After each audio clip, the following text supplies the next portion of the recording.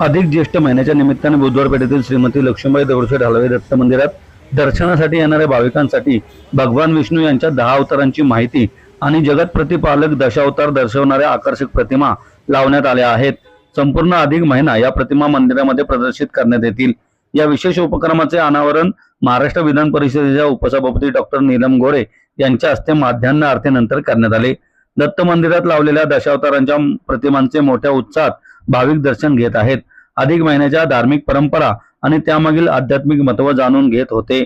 ट्रस्टचे अध्यक्ष ॲडव्होकेट शिवराज कदम जहागीरदार यांनी अधिक महिन्याचे आर्थिक आणि खगोलशास्त्रीय महत्त्व स्पष्ट केले। ते म्हणाले, सौर वर्ष आणि चांद्र वर्ष यांच्यातील ताळमेळ राखण्यासाठी हिंदू पंचांगानुसार दर 32 आणि 33 महिन्यांनी येणारा अतिरिक्त चांद्र महिना म्हणजे अधिक महिना होय। हा महिना पुरुषोत्तम मास, मलमास किंवा दोंड्याचा महिना म्हणूनही ओळखला जातो।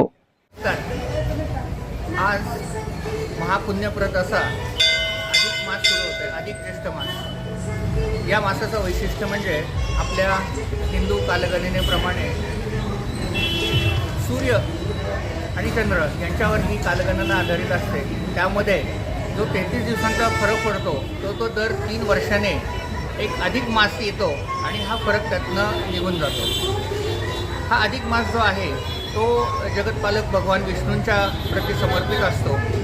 यामध्ये दान धर्म, पुण्यकर्म, तीर्थक्षेत्र गमन इत्यादी कार्य सांगितलेले आहेत। श्रीमती लक्ष्मीबाई दगडूशेठ हलवाई दत्त मंदिरामध्ये या संपूर्ण अधिक मासामध्ये आम्ही इथे भगवान विष्णूंचे दशावतार जे आहेत त्यांचं दर्शन इथे भाविकांना घडवलेलं आहे। भाविकांना इथे आल्यावर श्री दत्त महाराजांच्या दर्शनासोबतच श्री विष्णूंचं आणि त्यांचे जे दशावतार आहेत जगतपालनासाठी त्यांनी अवतार घेतलेले आहेत अशा दशावतारांचं दर्शन इथे घडणार आहे।